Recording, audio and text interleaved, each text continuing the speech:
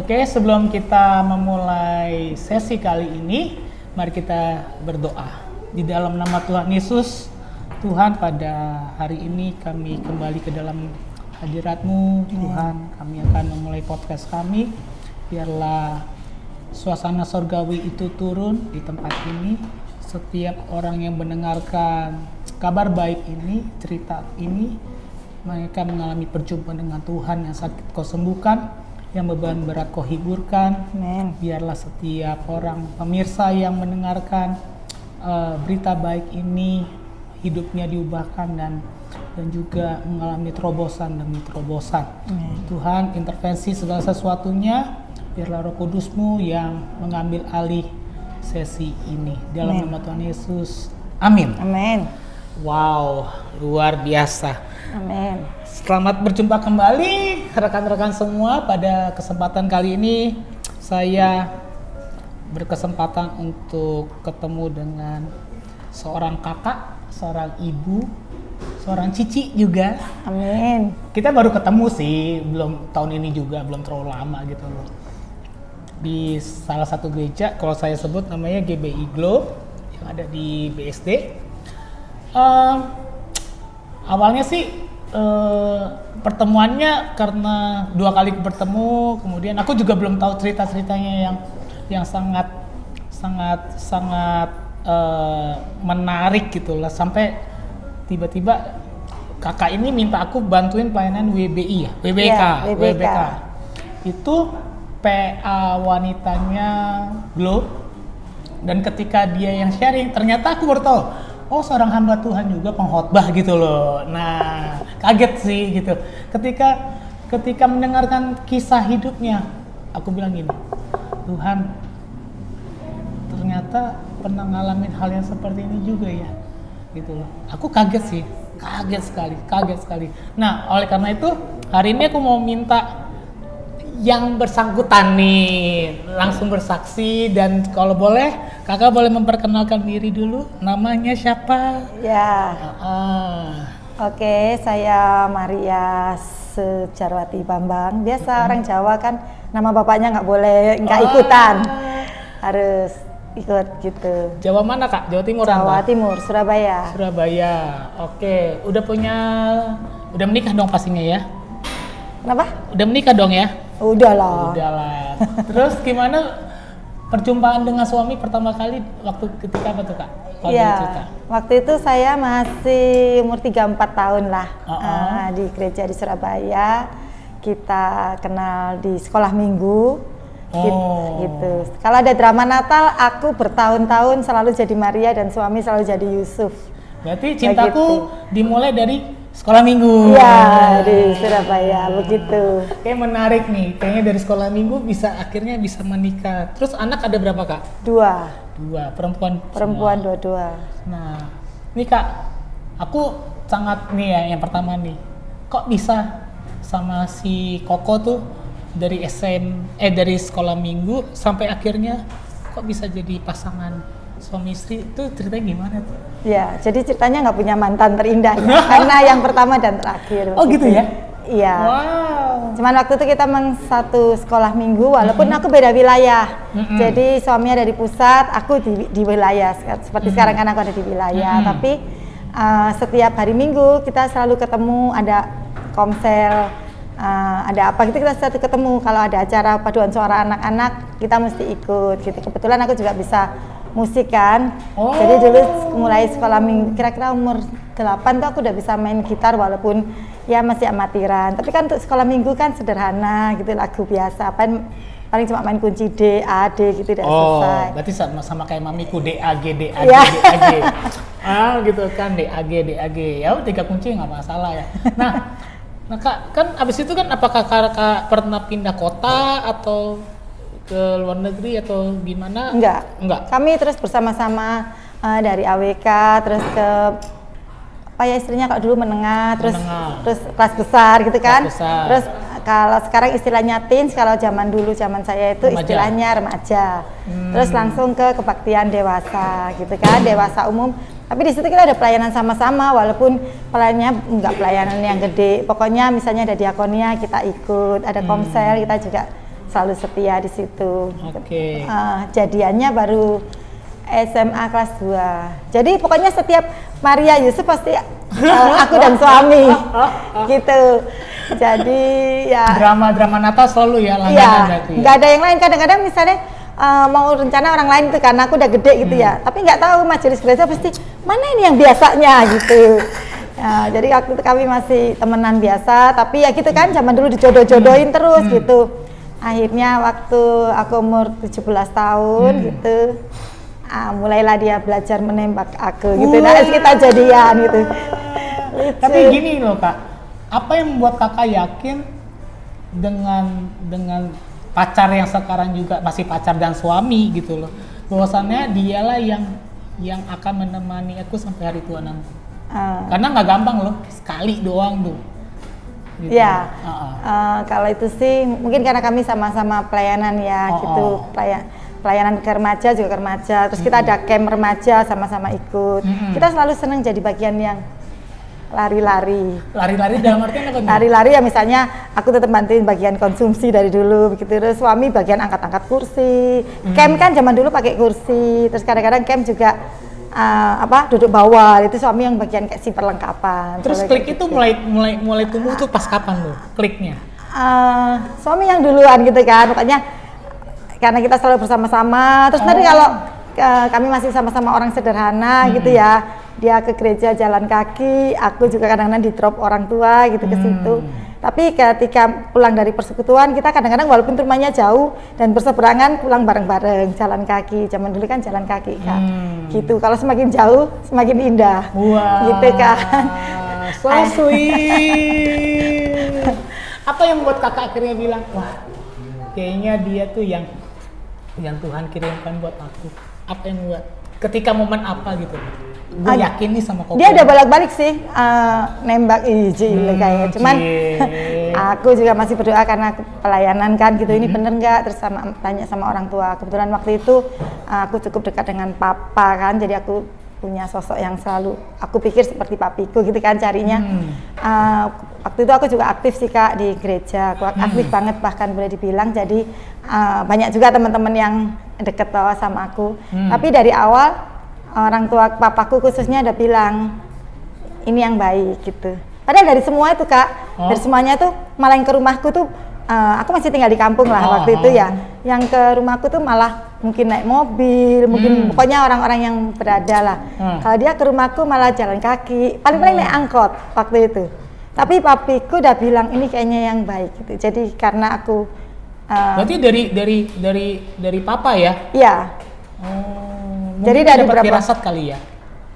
Mungkin, tapi kan papiku aku tahu, papiku juga orang pelayanan gitu kan, walaupun ya maksudnya pelayanan di persekutuan, papiku juga aktif gitu. Nah itu papiku bilang kayaknya ini yang baik gitu. Berarti karena itulah hati Kakak tuh misalnya ya mulailah muncul benih-benih cinta itu kan. Wow, terus berarti Kakak menikah tahun? 97 Surabaya. Iya, Surabaya. Terus pindah ke Jakarta itu tahun 2009. Terus anak lahir tahun 98. Pas lagi kerusuhan ya? Iya, yang pertama kerusuhan. Masih umur 9 bulan kali. Aku udah gendong anak-anak ke itu. Soalnya di perumahanku waktu itu aku kan di daerah kampus, jadi udah kerusuhannya udah mau masuk ke perumahan. Kita pokoknya di mana-mana nggak perlu bawa harta, yang penting surat nikah Kakak dibawa. Aku ya. Oke Kak. Jadi kan setelah mengalami menjalani pernikahan, udah punya rumah tangga yang bagus. Terus tadi aku juga sempat mengunjungi usahanya, dan kebetulan ketika hari ini di taping, Kamar ini ulang tahun. Terima kasih. Happy birthday. Happy birthday. Banyak ya masanya ya, banyak ya. Terima kasih. Banyak loh, banyak yang nonton hari ini loh, gitu. Amin. Nah, Kak. Oke Kak. Nah, Kakak aktif dalam pelayanan, terus kemudian juga aku sempat lihat ibadah WBI Kakak tuh sangat antusias, dan aku melihat bahwasannya kalau untuk Tuhan selalu berantusias. Tapi ketika aku tergugah hatinya tuh ketika Kakak tuh aku bilangnya bukan musibah ya. Tuhan mengizinkan sesuatu yang terjadi dalam hidup kakak yang menurut kacamata manusia berat sih. Iya. Gitu loh. Dan aku yang lihat kalau kakak ini bisa berjalan nih sehat nih, itu semua karena mujizat Iya, Tuhan. betul. Boleh kak ceritain kak itu Iya. terjadi tahun berapa tuh? Tahun kejadiannya 19 Februari 2019 gitu. Ceritanya aku lagi di toko. Waktu itu tokonya masih satu yang di tadi itu kan. Anak-anakku masih kuliah juga. Nah, biasanya anak-anak itu senang sekali makan masakan mamanya, walaupun sederhana. Jadi jam 1 siang aku memang pulang dari toko menuju rumah, gitu kan. Nah, di perjalanan itu aku memang agak kurang sehat, tapi aku mau masakin anakku tuh tahu tempe goreng biasa masakan Surabaya gitu kan. Sama suami lagi minta serundeng daging gitu yang dikasih gitu. Nah, waktu aku pulang ke rumah, aku masih nyetir mobil sendiri. Sebenarnya badan udah nggak berapa enak. Jadi waktu itu aku udah minum suatu obat untuk menghilangkan nggak enak kepala. Obatnya bikin ngantuk nggak tuh? Maybe sedikit gitu. Tapi aku nggak berpikir sampai di situ. Sampai di rumah, aku siapin persiapan hanya sebenarnya cuma mau goreng tahu. Tahu kan kalau orang Jawa goreng tahu itu seneng yang wajannya besar, minyaknya banyak supaya tahunya kan endut-endut gitu kan. Nah, waktu aku masih manasin minyak itu di wajan yang besar gitu dengan minyak yang penuh, aku terima telepon gitu ceritanya. Habis aku terima telepon, aku nggak mau deketin kompor kan, menjauh dari kompor, keenakan ngobrol. Aku ke kamar, jarak dari dapur ke kamar ya nggak jauh lah gitu. Tapi aku enak-enak telepon, mungkin karena pengaruh obat juga. Habis telepon, aku lupa kalau tadi nyalain kompor. Jadi aku tidur lelap, habis terima telepon tidur lelap pokoknya, tinggal dalam hadirat Tuhan gitu kan. Rebah dalam hadirat Tuhan. Iya. Terus aku terbangun tuh, ya itu puji Tuhan banget itu. Kalau nggak terbangun, ya mungkin waktu itu waktuku udah, jadi rumahku udah kebakaran. Aku istirahat, aku terbangun tuh udah gelap karena asap dari dapur tuh udah ke kamar kan, aku udah ngap. Jadi dalam suasana panik aku keluar dari kamar. Kaget lah, aku udah asap. Terus begitu keluar dari kamar, pintu kamar tuh aku udah jatuh, aku udah kepres, aku menuju dapur. Tapi jadi karena penggorengan kan gede itu, minyaknya kan panas, jadi meluap. Jadi minyaknya udah turun ke lantai, api juga sudah turun ke lantai kayak 1000 lilin gitu kak, pernik begitu. Jadi aku keluar tuh aku udah kepreset itu, jadi aku udah menuju dapur tuh aku udah kepreset di api-api. Tapi aku berpikir, jadi ini rumahku sebelah kanan itu ada keluarga muda yang anaknya masih kecil-kecil. Kadang kalau mereka pergi itu anaknya dititipin ke aku kak, kira-kira umurnya masih 4-5 tahun. Jam 1, jam 2, jam 3 itu waktu mereka tidur siang, aku tahu. Jadi begitu aku tahu kalau kebakar, aku takut banget kalau LPG ku kebakar. Gitu kan. Kalau LPG kebakar kan pasti ganggu tetangga kiri kanan lah. Aku ingat banget tetangga sebelah itu anaknya lagi tidurnya. Aku dalam suasana panik, aku takut kalau atapnya nanti kena, kaca jendela kena, terus ke kepala anak ini. Kan sebelah rumah persis. Masih bisa mikirin orang loh. Ya, aku memang gara-gara, kan aku ada di rumahku kan di Icon kak. Maksudnya aku tinggal keluar perumahan, tinggal teriak-teriak udah selesai kan. Enggak, jadi aku menuju ke LPG. Lah, di situ kan pusat membaranya api. Api dan minyak tentunya. Gitu. Aku berusaha mematikan ke situ, udah kepreset karena aku tinggal di Icon itu kan nggak ada keran gitu kan. Rata-rata kan shower gitu kan. Aku lari ke kamar mandi, aku ngambil bak, aku isi shower gitu. Terus gede sih segini kak, karena aku panik, aku angkat itu. Tapi kayak superwoman aku bisa angkat kak, gitu kan. Tapi aku lupa begitu aku keluar dari kamar tidurku, itu kan di situ udah ini kamar, ini kan daerah menuju dapur, itu minyak udah sini-sini. Ya kayak 1000 lilin tuh api-api udah ada. Jadi aku bawa air itu, aku kepreset itu di dalamnya. Aku bawa itu, aku preset jadi minyak, api, air tuh siram ke aku lagi gitu toh. Tapi ketika karena aku panik, aku mikirnya harus siram air karena api udah ngepul tuh di LPG gitu kan. Jadi aku balik lagi ke dalam kamar lagi, buka lagi showernya. Itu dalam keadaan kakak tuh setengah sadar gara obat atau udah sadar? Udah sadar kok. Aku cuma pikirannya aku berusaha secepat-cepatnya matiin LPG-nya karena aku inget banget anaknya tuh perempuan kak, anak tetangga sebelahku tuh. Aku takut banget kalau dari itu kaca jendelanya pas pecah, pas nidurin anaknya gitu. Aku cuma takut kalau tangga sebelahku tuh kena celaka gara-gara aku teledor ini gitu. Aku ambil air lagi, aku keluar dari kamar, kepres itu tuh ada 5, 6, 7 kali. Makanya kan kalau lihat dari videoku tuh kan dokter yang membedah aku tuh bingung. Harusnya kan kalau jatuh atau kecelakaan itu satu sisi kan, kanan ya kanan, kiri ya kiri. Kalau aku kan kayak sate dipanggang gitu, seluruh betul. tubuh aku gitu kan. Videonya. Nah gitu, jadi aku tetap berusaha. Singkat cerita, pokoknya jam 1 itu kejadiannya. Ketika aku gulung ngambil lagi, aku siram, aku kepres. Tapi aku udah deket LPG nih. Tapi begitu aku ke LPG ini kan api semua. Aku cuma mau tes gini loh. Tunggu. Kenapa kakak nggak kepikiran untuk kabur aja?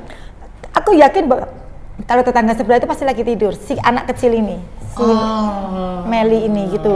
Karena kalau orang tuanya pergi, dia titip ke aku gitu. Anaknya tuh lucu gitu kak. Gitu.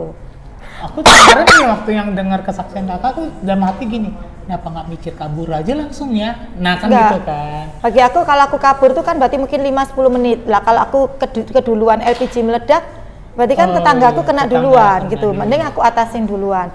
Jadi aku begitu masuk, itu wajan tuh masih ada pegangannya kan kak. Aku cuma mikir sumber apinya kan di kompor. Aku mau matiin kompor. Begitu aku berhasil matiin, tapi kan ini wajan ya. Jadi kan minyak udah kesini-sini nih, jatuh nih. Aku tanganku tak biarin ini kak. Ini makanya kan lengket ini waktu itu. Aku cetek berhasil. Ini padahal minyaknya udah ke tanganku. Itu aku masih berusaha. Nah itu salahnya. Aku berusaha megang Wajan. pegangannya. Iya. Apa itu ya? Melepuh dong ya? Iya. Jadi waktu aku pegang, dalam suasana panik, aku pikir minyaknya, apinya, aku buang ke rumah belakang. Rumahku belakang tuh kok ada tanah kosongnya gitu loh kak. Aku angkat, aku mau buang, ini baru aku nyadar, kok lengket ya di aku gitu. Aduh. Aku ambil lah, aku tarik itu. Nih makanya ini puji Tuhan, ini tangannya ini baru semua dari Tuhan. Jadi aku tarik, gini, lepas, tapi ini udah brol minyak yang di wajan itu ini nih, sini kan sampainya, langsung ke sini semua nih. Jadi kayak digoreng gitu. Tapi waktu itu pun aku masih tahu bahwa LPG-nya masih nyala kak. Api udah ke atas, rumahku udah penuh api gitu. Sebenarnya aku memang tinggal lari ke depan. Icon tuh kan cukup luas, jalan rayanya ke tetangga juga banyak. Cuman aku tetap takut kedahuluan. Kalau aku lari 2 menit, aku lari manggil security. Lah kalau ini udah meledak duluan, aku malah kalah cepet sama meledaknya LPG gitu kak. Makanya aku berusaha dan puji Tuhan lah, pokoknya 2 jam kayaknya. 2 jam yang paling parah memang waktu aku mau buang wajan itu kak, minyaknya aku lempar ke sini. Bayangin minyak panas sudah 1 jam kan, yang tinggal dari wajan segini tingginya tinggal segini paling minyaknya itu di sini semua itu sampai ini jatuh di sini nih, sampai sini nih. Aku masih nggak merasa yang kepanasan atau gimana. Jadi lah kok nggak bisa nih, kok kayak main bulu tangkis gitu kan. Aku ngambil lap, aku tarik kak, jadi memang begitu dar. Ini kegoreng minyak lagi kan, seret gitu. Kayak daging kebakar jadi. Iya, kayak sate deh. Sate ya. Tapi habis itu wajannya lepas gitu, aku berarti kan udah deket ini LPG. Jadi ini membara loh, ini LPG besar ini udah membara. Itu mungkin aku kalau telat berapa menit atau Meledak. apa, aku rasa meledak sih. Jadi aku langsung begitu aku jres begini, udah begitu mati LPG-nya, api masih ada karena si api kan dari mana-mana emang. Dalam kondisi itu sedang sebenarnya tanpa disadari adalah sedang berjuang melawan kematian ya. Iya. Wow. Betul. Aku begitu itu mati, aku lega, berarti tetanggaku tidak terganggu dengan kesalahanku misalnya dengan kompor ini. Aku duduk itu di sofa. Ketika aku duduk di sofa baru aku kaget, tanganku ini udah nggak ada, udah kayak coklat, udah lumer karena minyak, air dan api kan. Waktu di LPG kan aku nerjang api, padahal sementara tanganku udah berminyak, bayangin kan kayak digoreng banget gitu. Tapi Tuhan itu emang baik kak. Kayak aku mati. Aku Terus duduk di sofa. Si Kobudi pulang di toko. Oh di toko. Waktu itu seminggu setelah suami masuk rumah sakit juga karena tifus. Jadi aku takut kalau aku hubungin suami di toko, aku takut dia tergopoh-gopoh. Jadi maksudnya aku atasin sendiri dulu.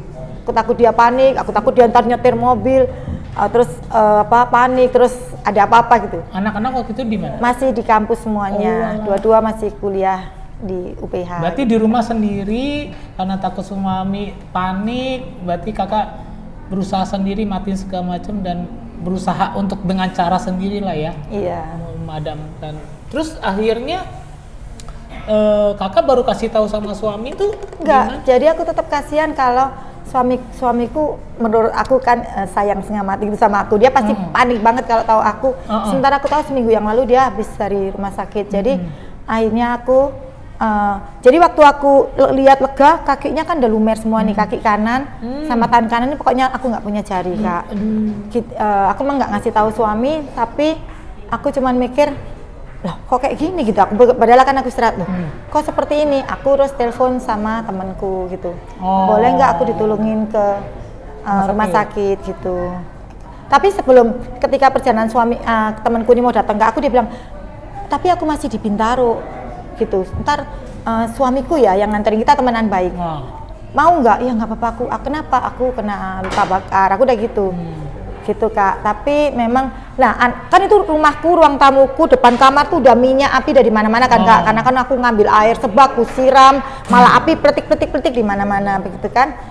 Itu aku masih saat aku yang salah itu Kak, aku takut kalau aku nanti ke rumah sakit, aku di UGD, aku takut anakku tiba-tiba datang atau suamiku tiba-tiba datang, kan pintu tertutup. Sementara minyak udah di pintu kamar, dapur sama ruang tamu ini.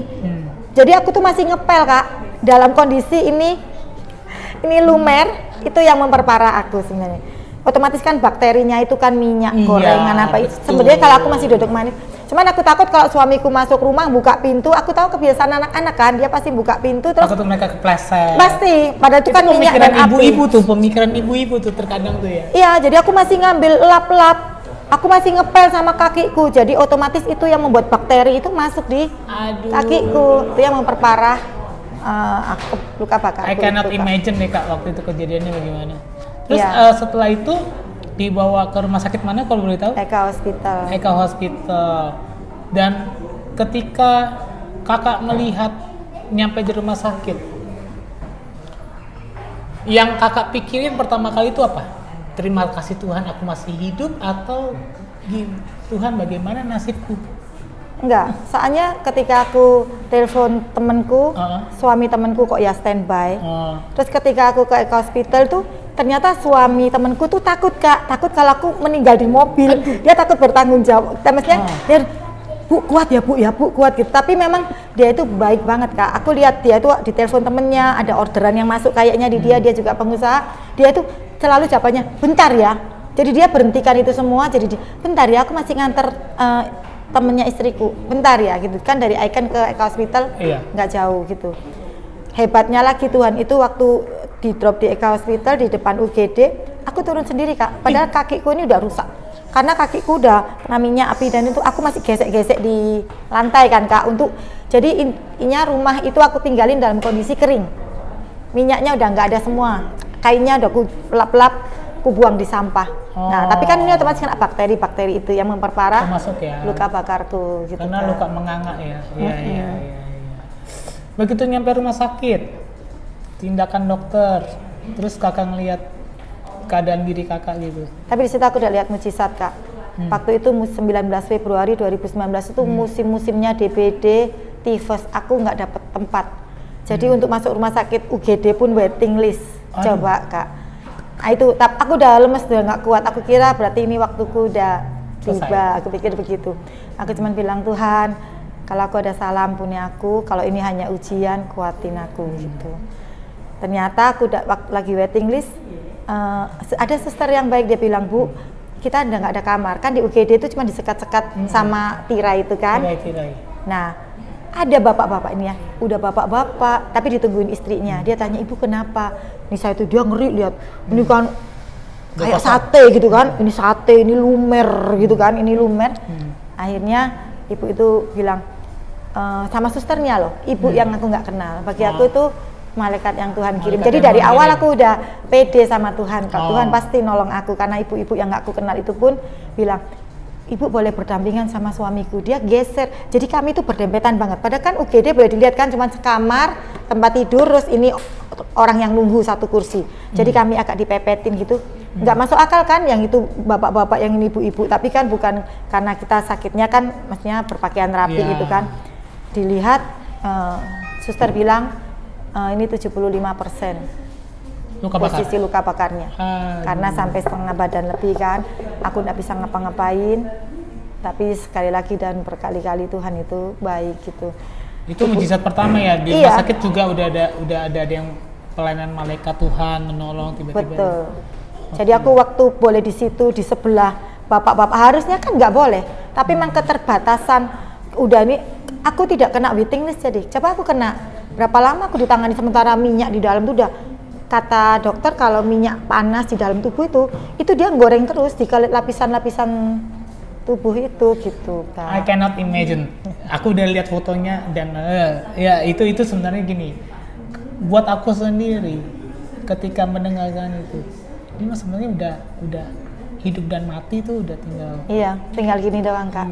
tinggal ngebalik Iya. hidup mati gitu. Tapi aku percaya gini, kalau Tuhan bilang tetap hidup, berarti ada sesuatu nih yang Tuhan ingin kerjain gitu. Nah Kak, kalau boleh cerita nih, proses recovery itu berapa lama?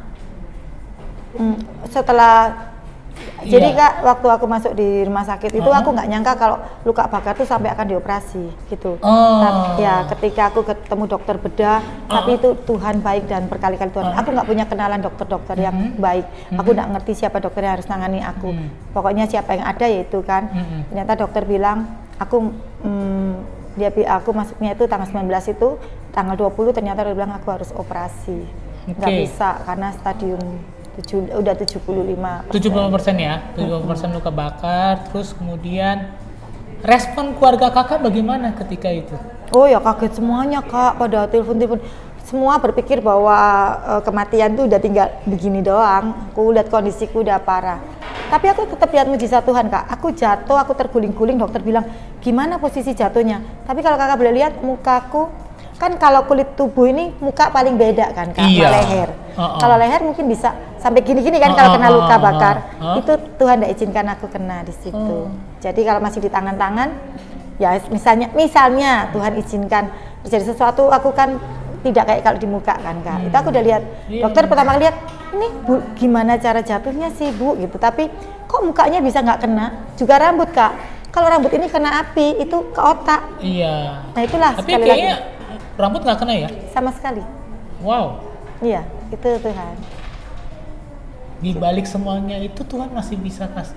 Itu namanya intervensi ya. Kalau misalnya apapun yang terjadi, kalau kita nih nyadar kita putra putri kerajaan Allah, walaupun ada kita sedang mengalami sesuatu yang nggak enak, Tuhan bisa ngasih ngikutin ya.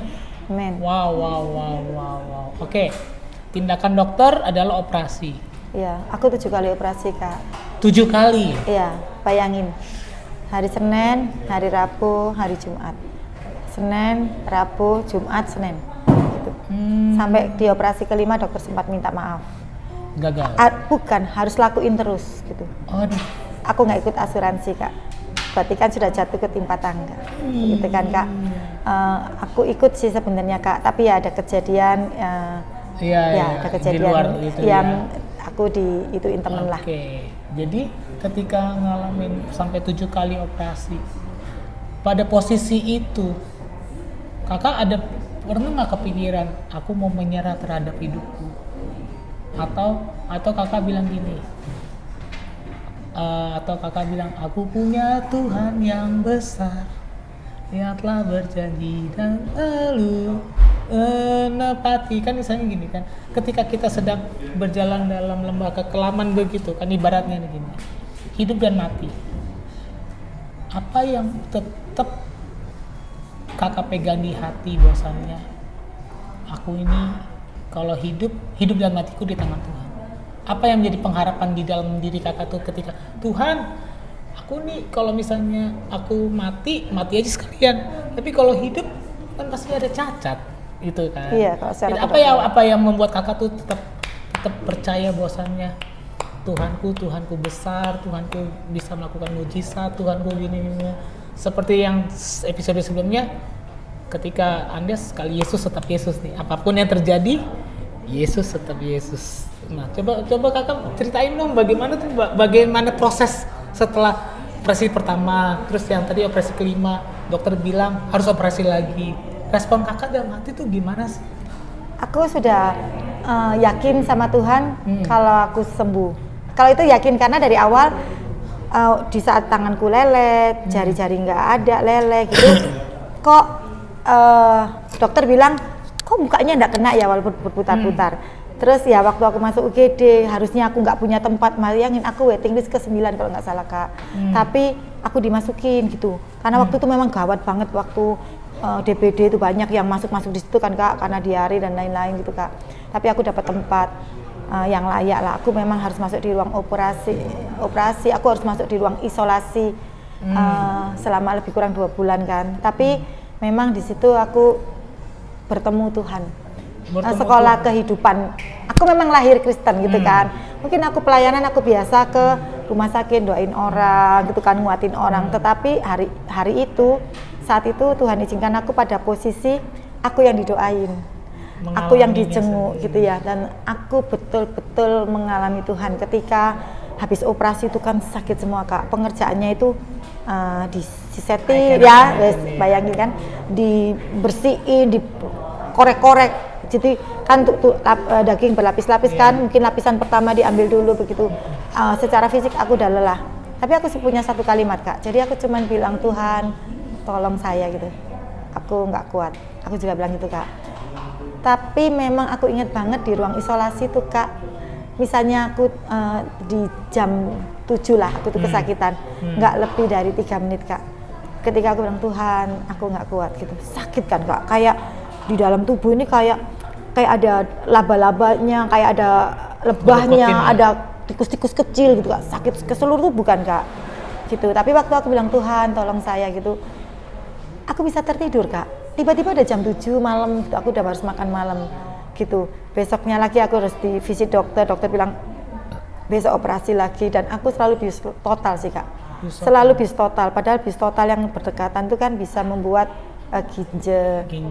Tuhan sempat izinkan tensiku tinggi nggak karuan Kak. Aku pernah sampai 200-100 gitu, sampai operasi harus ditunda. Tapi caranya Tuhan juga kali itu. Iya, seneng sih aku Kak. Tapi setelah itu aku mikir, tapi nggak bisa ya, besok aku harus tetap jalani. Cuman begitu kelima, dokter udah ngomong sama suamiku, Bapak minta maaf ya, ini yang minyaknya masih ada di daging yang dalam lagi, jadi harus masih dikeras. Masih ada yang ketinggalan. Tapi mujizat Tuhan itu Kak, nanti kalau aku kasih gambar-gambarnya ya Kak, kan ini telapak kakiku atau ini nih Kak, ini udah habis Kak, jadi tanganku tuh lempe-lempe begini. Dokter udah bilang, ibu udah umur 50 tahun, jadi jangan berharap ada pertumbuhan, gitu kan.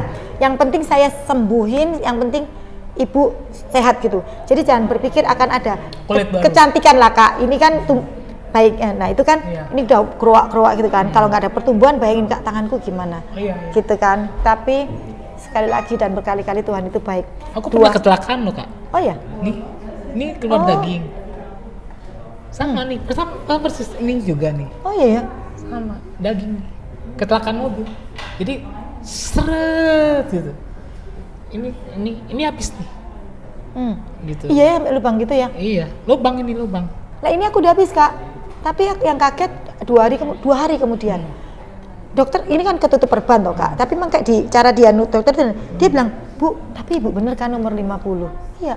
Itu kejadiannya waktu aku umur 50-an Kak. Tapi aku tumbuh Kak. Dan bener-bener mau di tangan dokter yang bagaimanapun, atau aku juga tidak mengerti apapun tentang kedokteran, Tuhan mengirim kita dokter yang baik, suster yang baik, sehingga semua dokter-dokter di situ, suster Kak, baik banget sama aku, kayak temenan. Bu sakit ya gitu. Terus ini Kak 2 hari itu tumbuh Kak, dan baiknya Tuhan tuh dagingnya tumbuh tidak melebihi batas. Ini sama nih Kak, ini tidak ya lebih kan? nih, sama. Iya kan? Iya kan? Sama, Ya, itulah Tuhan kita. Nggak melebihi batas, jadi harus tumbuh atau nggak mengurangi posisi, sehingga aku blegong semua atau gimana gitu kan. Makanya aku bilang, itu kadang-kadang kita sedang diperhadapkan pada situasi sulit gitu kan. Kita tetap percaya bahwasannya Tuhan tuh penyembuh, itu kan nggak gampang ya Kak ya. Apa yang membuat Kakak tuh tetap percaya bahwasannya Dia bisa menyembuhkan Kakak sempurna total? Coba Kak, apa yang membuat Kakak tetap yakin bahwasanya Tuhan sedang melakukan pekerjaannya sempurna dan total? Aku cuma bisa berserah Kak. Waktu itu nggak ada lagi yang bisa aku lakuin selain aku berserah. Maksudnya aku cuma lakuin bagianku. Aku percaya Tuhan lakuin bagian Tuhan. Aku juga tidak bisa membatasi otoritas Tuhan.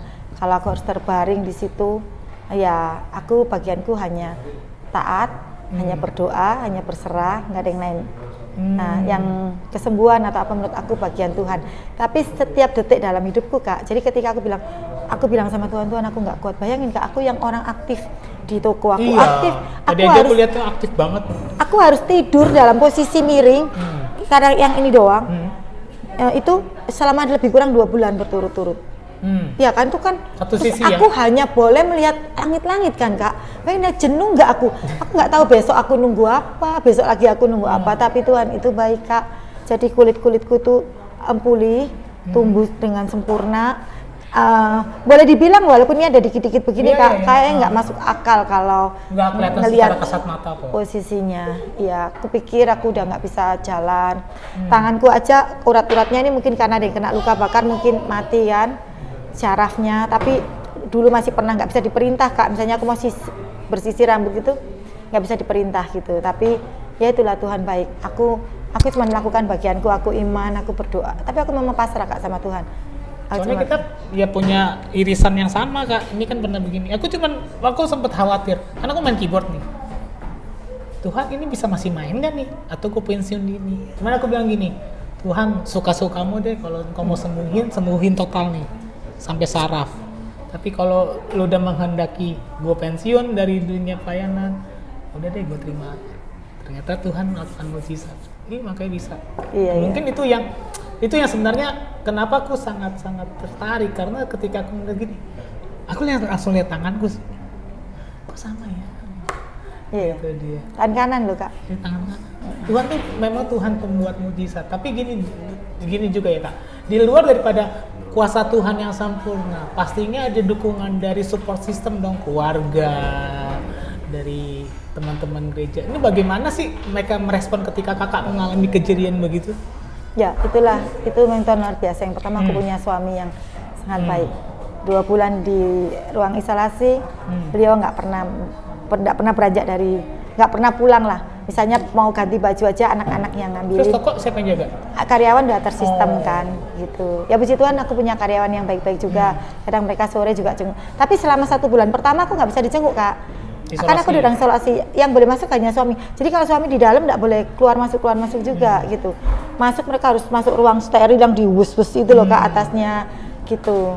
Jadi yang boleh masuk hanya anakku 2 saat dia pulang kuliah sama suamiku. Tapi memang suami dan anak-anakku itu datang ke aku tuh bukan dengan aduh mama enggak.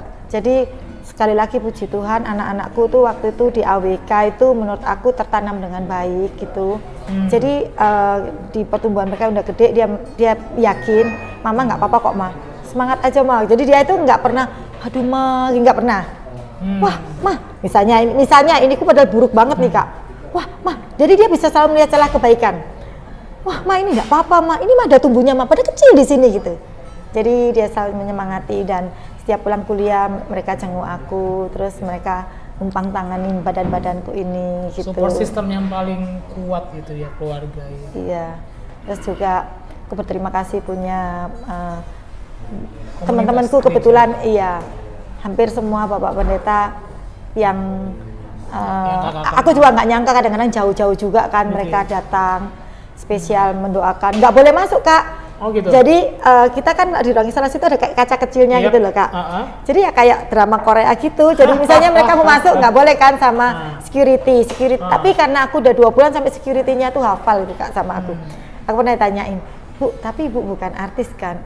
Kayaknya bukan sih ya Bu, ya kayaknya Bu orang sederhana. Iya bukan. Kenapa? Pengunjung banyak. Kak, memang benar-benar sehari itu aku bisa 20 sampai 40 orang, baik pelanggan toko. Karena aku udah lama kan, aku buka toko ini 2009 di Jakarta. Kejadianku 2019.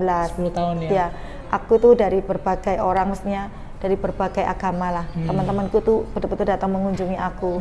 Ada yang dari Tanah Suci udah langsung ke situ. Nggak boleh masuk kan Kak?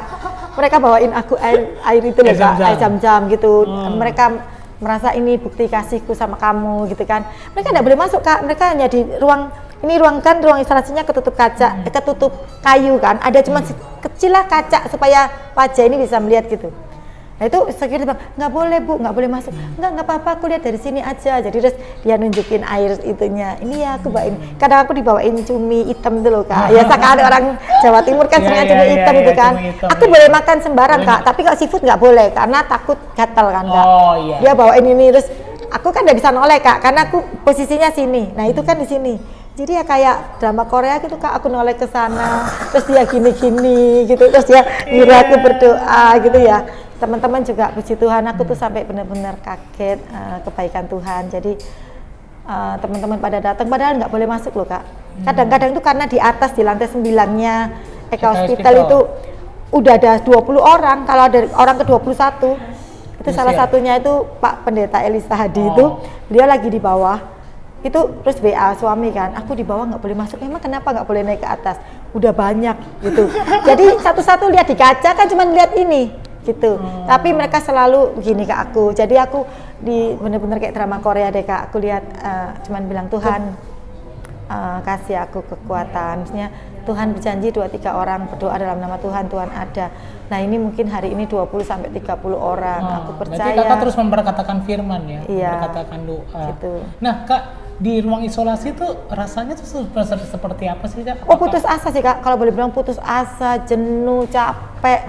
Terus cuma lihat putih-putih doang Kak, lihat gini putih. Iya aku nggak tahu nunggu apa. Dari jam 7 sampai jam 8 aku ngapain juga aku nggak tahu gitu kan. Tapi di saat kebosanan itu memang aku bersyukur sih ada suamiku yang selalu di situ. Ada aja yang dia ceritain. Aku nggak boleh deket-deket dengan handphone karena takut radiasi Kak, takut bakteri itu ke aku. Cuman memang Tuhan itu baik lah Kak. Aku balik-balik begitu aku keluar dari ruang operasi, dokter bilang ketika ke-3, ke-4, ke-5 itu Kak, dokter bilang Pak minta maaf ya karena mungkin nanti kalau ibu udah nggak tahan akan dikasih obat. Iya, maksudnya anti nyeri itu loh Kak gitu. Tapi aku dosis tinggi loh itu. Iya, tapi puji Tuhan Kak, sampai 7 kali operasi itu aku nggak ada itu sama sekali. Aku punya teman-teman yang support sistem buat akunya baik banget Kak. Mereka mau makanan Cina, makanan Sunda, makanan Jawa, makanan Surabaya itu banyak Kak. Tapi kan aku nggak bisa makan, jadi ya aku kasih akhirnya security baik Kak. Berikutnya kalau teman-temanku datang dilolosin. Dulu kan cuma suami anakku 2, mulai dilolosin temanku 1, mulai dilolosin temanku 2. Nah ketika semua itu lolos-lolos itu ada, aku semakin lihat Kak, aku pede sama Tuhan. Aku pasti sembuh. Tapi memang ketika operasi ke-5 itu aku betul-betul kesakitan. Mungkin secara fisik aku lelah, aku udah lelah gitu. Ketika Pak Gembala datang ke aku, Pak Julius, sama Penatua Mulyadi waktu itu datang ke aku, Bapak Pendeta Elisa Hadi ke aku, sama Pak Guntur, aku udah bilang, iya, aku mohon izin. Waktu itu kan aku bertanggung jawab di Ketua Ibadah Wanita sama sebagai diaken kan Kak. Itu aku bilang aku minta tolong cari penggantiku gitu karena aku mau konsentrasi dulu di recovery-nya ini. Tapi beliau-beliau itu semuanya bilang enggak, kita nggak cari ganti. Jadi harus Bu Maria ada di situ ya. Udah jangan ngomong itu. Jadi mereka datang aku mesti ngomong itu juga kan Kak. Tolong cari ganti. Tapi ya Tuhan itu baik. Selalu bilang nggak ada gantinya, nggak ada gitu. Nah karena bilangnya nggak ada gantinya, ya jadi aku merasa nggak enak Kak. Aku harus sembuh gitu. Ketika di masa isolasi itu Kak, Kakak ada sempat ini nggak sih, istilahnya menyesal dengan keputusan Kakak matiin dulu ininya? Enggak. Aku cuma bersyukur aku tidak melukai tetangga sebelahku, gitu Kak. Tuh aku dari awal tuh itu anak kecil sih Kak, umur 4 tahun. Kadang-kadang iblis mencoba untuk intimidasi nih. Wah kamu ini melakukan kesalahan dengan keputusan ini. Ada nggak sempat kepikiran begitu? Enggak ya? Enggak sih Kak. Aku memang begitu aku duduk manis, walaupun ini ku lele semua, aku benar-benar bersyukur. Aku ternyata bisa juga ya jadi Wonder Woman gitu ya, mati sendiri, jadi pemadam kebakaran gitu kan Kak. Dan itu benar-benar rumah itu aku tinggalkan dalam kondisi api udah mati, lantai udah takpel, bekas minyaknya aja. Suamiku yang tahu mungkin nggak terlalu licin karena aku osrok tapi ya gitu, jadi kakiku ini hitam dan nggak tahu bakteri apa, aku dicuci pakai air apa nggak ngerti deh. Berarti Beni sebenarnya Kak Maria ini sebenarnya udah tahu bahwasannya dia udah sembuh gitu, dia cuma tinggal masa untuk menuju masa recovery-nya itu ya memang proses ya, karena ada orang yang juga ketika dalam menghadapi seperti Kak Maria bisa jadi gini, gue kok bodoh ya, aku bisa melakukan keputusan matiin dulu begini. Kayak ada rasa menyesal kenapa aku mengambil tindakan tersebut. Dan akhirnya karena merasa terdakwa, jadi terintimidasi di pikirannya. Bukan lama makin sembuh, yang ada makin lama makin sakit. Kakak nggak ngadepin kayak gitu kan? Enggak sih, sama Enggak sekali. ya?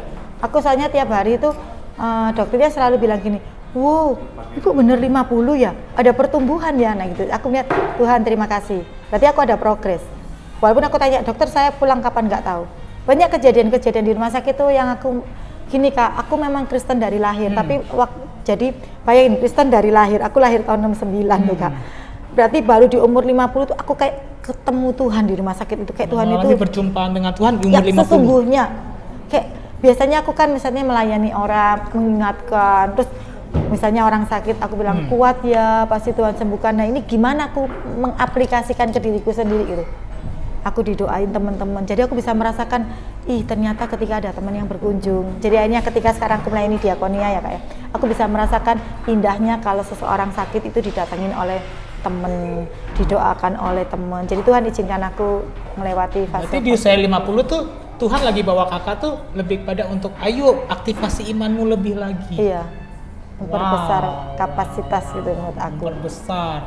Nah, kalau boleh tahu Kak, proses recovery itu berapa lama? Capek juga sih Kak. Aku pulang dari rumah sakit itu sebenarnya aku bukan sekedar pakai kursi roda, tapi aku harus dibeliin kert buat tangan Kak. Tanganku ini nggak bisa diomongin Kak. Misalnya ngambil bolpen gitu Kak. Aku tuh harus fisioterapi Kak. Aku ingat banget. Oh, sempat fisioterapi dulu Iya, ya? dan kan istilahnya biaya banyak juga lah Kak. Bisa dibayangin luka bakar, operasi gitu.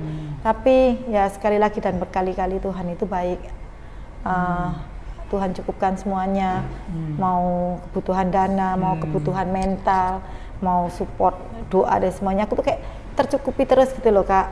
Jadi aku yakin aku akan sembuh. Ketika menjelang pulang, dokter bilang, Mas Suami siapin kursi roda dan krek gini kan Kak. Yang aku kaget, gini Kak, aku tahu aku punya temen yang baik, Tuhan izinkan aku punya banyak teman yang baik. Tapi yang aku kaget tuh Kak, ternyata Tuhan tuh kirimkan banyak malaikatnya. Aku mau beli kursi roda itu nggak ada yang boleh sama temanku. Aku punya. Jadi mungkin kursi roda itu ada 20 yang udah mau dipinjemkan ke aku gitu loh Kak. Karena aku bilang, Tuhan, aku datang ke sini masuk ke UGD itu aku jalan dengan kakiku sendiri. Tuhan izinkanlah aku boleh masuk ke rumahku dengan kakiku sendiri gitu. Berarti bukan hanya mujizat secara fisik, tapi melihat penyertaan Tuhan itu Tuhan yang menyediakan. Ya dong, Tuhan yang menyediakan gitu loh. Nah Kak, aku boleh tahu nggak nih sampai saat ini masih ngalamin gangguan nggak? Sama sekali nggak Kak. Ya puji Tuhan banget, yang aku nggak habis pikir itu ya ketika dokter bilang aku harus siapin kursi roda atau itu, aku cuma mikir aku cacat kan Kak gitu. Aku mikir gitu. Aku cuma bilang sama Tuhan, aku jangan sampai jadi orang yang merepotkan suami atau anak-anak gitu kan. Aku mikir gini, kalau memang aku boleh pulang, boleh kembali ke rumah nginjakin kaki di rumah, aku yakin aku akan sembuh gitu. Tapi memang kalau itu bukan kehendak Tuhan, ya ajar aku bisa menerima semua kehendak-Mu dengan baik gitu kan Kak. Dan aku yang dokter bilang aku suruh pakai kursi roda itu, pokoknya suamiku bilangin, Pak udah beli kursi roda belum, karena suamiku takut banget ninggalin aku Kak. Jadi Kak, aku kan susah tertidur lelap karena sakit gitu. Itu yang aku cerita waktu sharing firman kemarin. Aku tuh kalau tidur lelap itu Kak, suamiku cepet-cepet bangunin aku, takut aku pulang ke surga Kak. Padahal aku baru lelap-lelapnya gitu kan Kak. Takut iya gitu kan. Jadi kalau dibangunin aku mau kesel, tapi aku tahu dia takut aku meninggalkan dia gitu kan Kak. Pergi, memang tak kembali, takutnya kan gitu kan. Iya, cuman emang ketika teman-teman pada aku bilang kamu udah beli kursi roda, aku lihat Tuhan itu bisa menurunkan malaikat dari surga. Enggak 1-2 orang Kak, dari berbagai agama, dari temanku yang di mana-mana. Aku enggak nyangka temanku sebaik itu, sampai misalnya teman Surabaya yang teman-teman AWK lah Kak, itu ya kamu butuh kursi roda ya, aku kirim ya dari Surabaya, nggak usah beli. Makanya ketika kursi roda itu berdatangan, Aku cuma lihat Tuhan itu baik ya, segininya Tuhan tuh. Aku nggak perlu beli kursi roda. Aku udah habis-habisan juga Kak secara biaya Kak. Udah bayangin aku setiap operasi aku ada di ruang isolasi. Tapi itu sekali lagi dan berkali-kali Tuhan baik. Bukan masalah aku mau membicarakan materi atau apa, tapi istilahnya aku nggak sampai menjual berkat-berkat yang Tuhan beri gitu. Bagi aku tuh suatu mujizat Kak, 7 kali. Dokter aja kasihan sama aku. Bu maaf ya Ibu nggak ada asuransi tapi ini mau ke-7 ya Bu. Nggak apa-apa ya Bu ya. Udah bisa dibayangin lah 1 kali operasinya. Berapa gitu kan, ruang isolasinya berapa. Tapi ya ketika aku mau pulang, pokoknya begitu banyaknya tawaran kursi roda dan apa, aku yakin Tuhan, aku terima kasih untuk malaikat-malaikat yang Tuhan kirim. Tapi aku Tuhan, izinkanlah aku masuk di rumahku. Dulu aku ninggalin rumah, berangkat ke UGD itu aku jalan dengan kakiku walaupun terseok-seok. Izinkanlah aku pulang ke rumah itu aku dengan kakiku sendiri gitu Kak. Jadi aku hanya pakai kursi rodanya rumah sakit. Aku bilang sama semua teman-temanku, aku nggak pakai kursi roda. Ada satu temanku yang sekarang usia selisih sama aku 5 tahun anak Kak, dia bilang, Dek, ada kok Dek, ini punya suamiku, pakai aja, udah nggak dipakai, tak kirim ya ke rumah sakit. Enggak Cek, aku terima kasih gitu kan. Dan aku bener-bener pakai kursinya rumah sakit itu Kak, aku pindah ke mobil Kak, aku turun dari kursi roda untuk naik ke mobil, itu aku butuh setengah jam Kak. Karena maaf ya Kak, maksudnya ini udah luka-luka semua, jadi suster harus mengangkat dari posisi-posisi yang lukanya nggak terlalu dalam untuk dipindahkan ke mobil. Tapi Kakak waktu itu udah bisa jalan belum? Itu pun aku harus fisioterapi Kak. Bayangin, untuk belajar jalan itu aku butuh fisioterapi mungkin 12 kali Kak. Berarti itu, sebenarnya total proses kesembuhan Kakak itu bisa makan 1 tahun ya? Kurang setahun. Lebih. Setahun.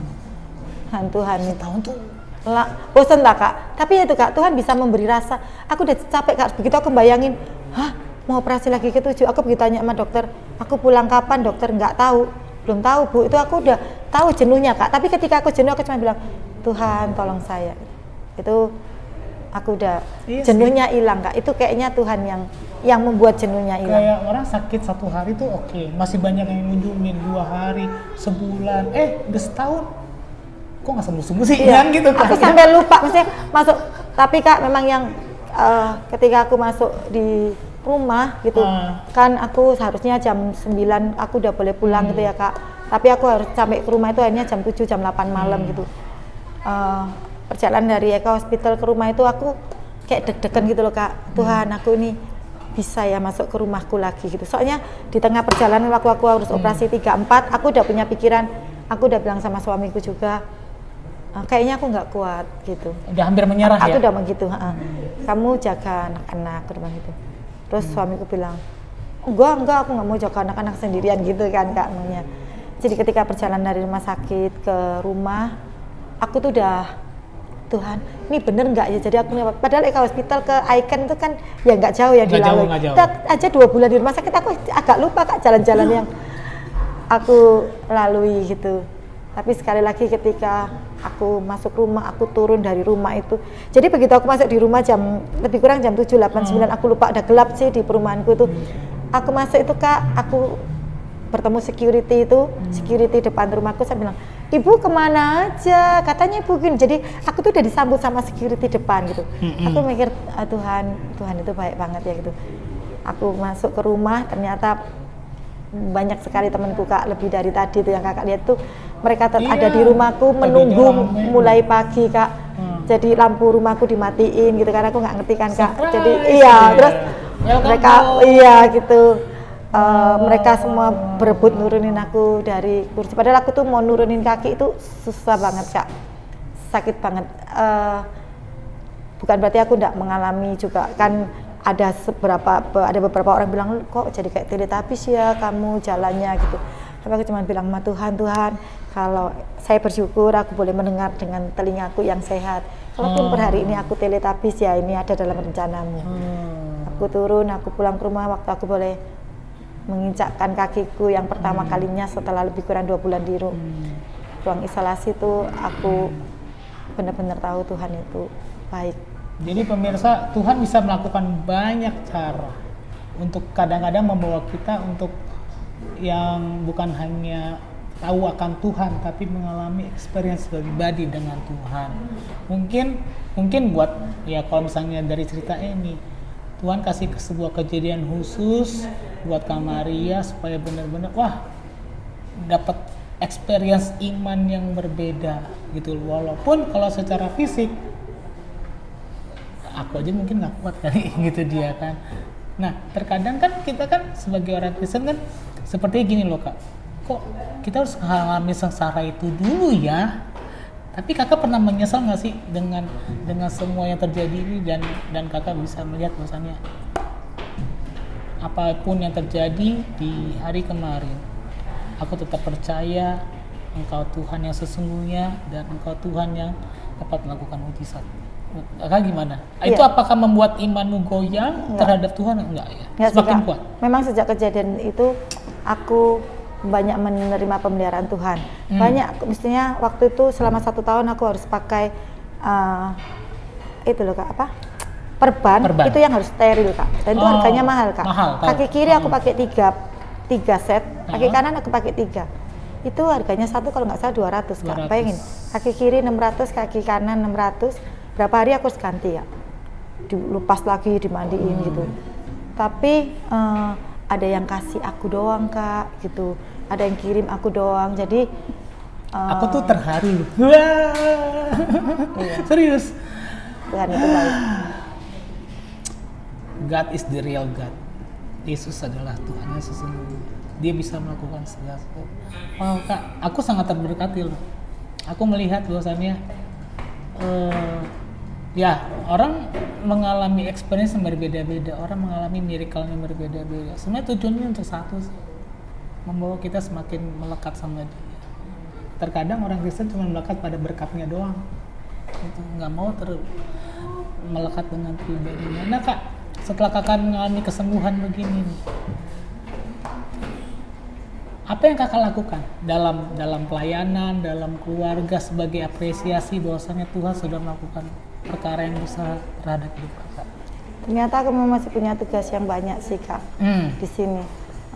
Malah setelah kejadian itu malah masih saat aku, jadi setelah aku pulang ke rumah itu aku masih pakai perban selama 1 tahun sampai pandemi 9 Maret 2020 yang diumumkan oleh Bapak Presiden tuh aku masih pakai perban Kak.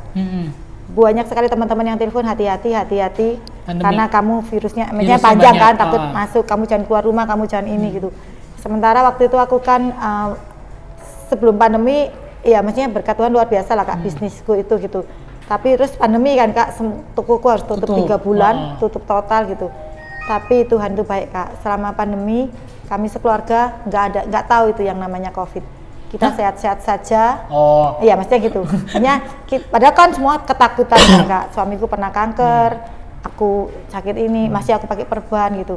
Aku harus di rumah, aku harus berjemur di sinar matahari supaya nggak COVID, sementara kulitku nggak boleh kena sinar matahari. Gitu. Yeah. Memang aku di rumah saja gitu. Tapi yang di rumah saja atau orang apa aja COVID itu susah Kak, iya kan. Tapi puji Tuhan apapun namanya dan jenis-jenisnya itu, Tuhan nggak pernah izinkan kami sekeluarga kena penyakit itu. Malah setelah semuanya sehat, terakhirnya baru udah COVID-nya habis, yang nama-nama terakhir tuh loh Kak. Kami pernah kena sekeluarga. Udah ya? Setelah kita sembuh, setelah aku udah nggak pakai perban lagi Kak. Gitu. Maksudnya setelah walaupun COVID kita cuma pakai masker tapi di rumah saja itu loh Kak. Nggak harus lapor RT, nggak sampai itu kita memang di tahun 2000. Maksudnya jelang berhentinya selesainya COVID itu kami baru dirasain dikit. Nah, nih Kak, aku coba lihat nih. Kalau boleh tahu nih, total waktu kakak itu dari operation recovery, kalau boleh tahu nih, nggak usah sebutin yang berapa jumlahnya secara pas, tapi estimasinya tuh apa sampai ratusan juta lebih? Dan Tuhan itu baik, aku dipelihara. Gitu. Tuhan itu baik. Biaya sendiri ya, nggak pakai asuransi ya sama sekali ya? Enggak. Wow. Dan pertolongan Tuhan itu macam-macam Kak. Aku 60 hari di situ itu makananku tercukupin. Kayak Nabi Elisa dikirim itu oleh burung-burung bapak. Burung-burung gagak. Sehari aku bisa punya apa aja Kak. Mau perkedel, cumi asin, cumi hitam, mie goreng, mie kue tiaw goreng, itu semua itu gitu Kak. Jadi aku kasih ke suster lah. Dan Tuhan memang baik sih Kak. Aku melihat suster-susternya baik bener. Yang aku kalau luka bakar tuh aku malah nggak terlalu sakit di luka bakarnya Kak. Yang sakit itu karena obat-obatan terlalu banyak, terlalu berat, antibiotiknya terlalu banyak, itu aku tuh sampai ini maaf ini sakit. walaupun untuk umum. Yang paling berat tuh aku nggak bisa, sorry ya maaf nggak bisa buang air besar. Sampai hampir 3 minggu. Bayangin Kak, itu paling berat ya? Sampai kita tuh kayak tiap hari mau melahirkan gitu loh di perut itu rasanya. Itu yang jadi aku berdoa sama Tuhan tuh bukan aku luka bakar, Tuhan aku boleh ndak ya bisa buang air besar kembali. Aku udah di obat macam-macam karena antibiotiknya terlalu keras kan. Keras gitu. Karena harus matiin kumannya kan. Iya, tapi di situ Tuhan kirim suster yang telaten banget, suamiku juga luar biasa baik. Jadi berusaha gimana saatnya aku bisa pup itu Kak. Itu sampai 3 minggu kali Kak. Itu yang paling berat di perjalanan. Malah kalau operasi, karena kalau masuk ruang operasi aku paling dibius toh Kak. Cuman memang bius total itu tidak boleh keseringan. Dan Senin, Rabu, Jumat, resikonya tinggi juga. Resikonya tinggi, tapi segala resiko itu ya Tuhan tidak izinkan Kak. Aku dikasih kekuatan. Aku sampai hari ini, kalau aku bisa hari ini ya benar-benar mujizat sih Kak. Berarti aku masih punya tugas yang besar.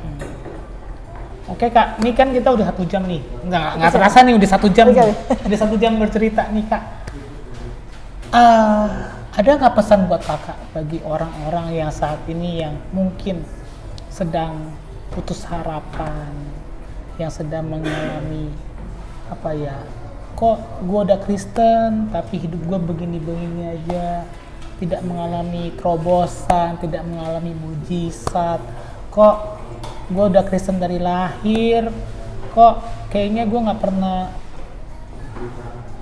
mengalami Tuhan, berjalan bersama Tuhan yang signifikan, kok gue nih masalah gue nggak selesai nih, bahkan gue mau menukarkan iman gue dengan kenikmatan dunia. Kakak boleh nggak bagikan pesan yang bisa untuk menguatkan orang-orang yang mau bunuh diri, mau seperti itu Kak? Coba tolong. Ya, Tuhan nggak pernah tidur buat kita.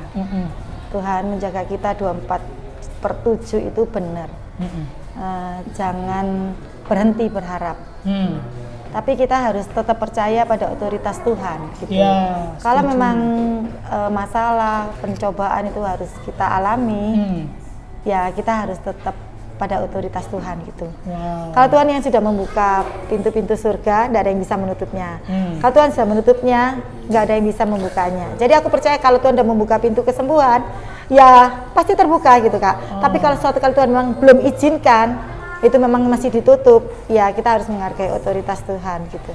Karena hidup kita cuman bergantung pada otoritas Tuhan aja. Tapi jangan berhenti berharap. Aku tetap melihat Tuhan itu Tuhan yang baik kok. Tuhan yang kita bisa tangisin, ya kan? Hamba yang jahat yang punya hutang itu aja, dia minta tolong kan, raja yang jahat itu kan, dia minta tolong sampai sebel, ya udahlah gitu. Itu raja yang jahat kan, raja di atas segala raja itu tidak pernah jahat dalam hidup kita. Jadi ya jangan takut, itu kitik-kitik Tuhan terus, Tuhan tolong, Tuhan tolong, Tuhan tolong. Dan Tuhan itu baik kok. Tuhan yang tidak pernah mengingkari janjinya. Tuhan memang tidak berjanji langit selalu biru, ya matahari tanpa hujan. Tapi Tuhan berjanji penyertaannya sempurna. Dan aku ngerasain itu Kak. Berarti kalau kita mau iman kita bertumbuh dewasa, percayalah dengan proses. Amin. Karena tidak ada sesuatu yang terjadi secara instan. Mie instan aja butuh proses membuatnya. Iya ya. Iya dong. Iya betul. Jadi bukan mie instan ya? Bukan mie instan. Itu kan mie kering Kak. Iya. Wah. Nah, berarti trust the process. Kalau Tuhan sedang membawa levelmu ke atas, biarkan Tuhan yang berperkara khusus dengan pribadimu. Biarlah Yesus yang terlebih besar dalam hidup kita, bukan kitanya ya. Amin. Kak, aku terakhir nih mau minta Kakak doa. Doa untuk penutup, mungkin kalau ada yang Kakak rasakan di hati yang ingin Kakak sharekan melalui doa, mungkin Tuhan ada ngomong, mungkin ada orang yang sakit atau yang apa, silakan aja Kak. Ya, ini karena aku membiarkan kita tuh mengalir dalam roh supaya orang-orang yang mendengarkan cerita ini benar-benar mengalami jamaah Tuhan hidupnya dimerdekakan dan mereka mengalami perubahan. Ya Kak? Boleh. Ya. Bapak di surga, terima kasih Bapak. Kami sudah berbincang-bincang untuk menceritakan Tuhan pada dunia, betapa Engkau itu baik Tuhan. Betapa penyertaan-Mu pada kami itu benar-benar sempurna. 24/7 Tuhan tidak pernah meninggalkan kami. Tuhan tidak pernah tidur buat hidup kami. Tuhan selalu menjaga kami. Kami cuma bisa meletakkan segala masalah kami, air mata kami, pergumulan kami ke dalam tangan-Mu Tuhan, dan kami percaya Tuhan, Engkau Tuhan yang berdaulat atas hidup kami, Tuhan yang memegang masa depan kami. Kami percaya Tuhan, di mana-mana yang merasakan pergumulan dan mempunyai sakit penyakit yang belum sembuh, tapi kami percaya Tuhan, Tuhan yang memegang hidup kami, Tuhan yang memeluk kami, Tuhan yang menguatkan kami, Tuhan yang selalu menjamah kami, dan kami percaya Tuhan itu menjadi tameng buat hidup kami. Tuhan sudah buktikan melalui pengorbanan Tuhan di kayu salib, bahwa Tuhan itu memegang hidup kami, bahwa Tuhan itu yang di depan hidup kami, menjadi perisai kami menghadapi persoalan, menghadapi masalah, menghadapi mungkin sakit penyakit Tuhan. Tapi kami percaya tidak ada seorang pun atau kuasa apapun yang berani menyentuh anak-Mu tanpa seizin Tuhan. Tuhan beri kekuatan buat yang sakit, Tuhan memberi kesehatan buat yang sakit juga, Tuhan memberi kekuatan buat yang mengalami pergumulan. Dan biarlah setiap kami yang mengalami pencobaan, kami boleh melihat bahwa pencobaan-pencobaan yang kami alami tidak melebihi kekuatan kami, karena Tuhan yang tahu sampai di mana kami itu kuat atau lemah. Terima kasih Tuhan Yesus buat pertemuan ini. Di dalam nama Tuhan Yesus Kristus kami sudah berdoa dan mengucap syukur. Amin. Oke, terima kasih Kak Maria. Terima kasih semuanya. Banyak loh hari ini yang nonton gitu kan. Nah, kalau Anda punya saran dan masukan boleh kirim di kolom komentar. Jangan lupa like and subscribe podcast di balik mimbar gereja, khususnya untuk segmen ceritaku. Sampai jumpa di pertemuan berikutnya. God bless. God bless.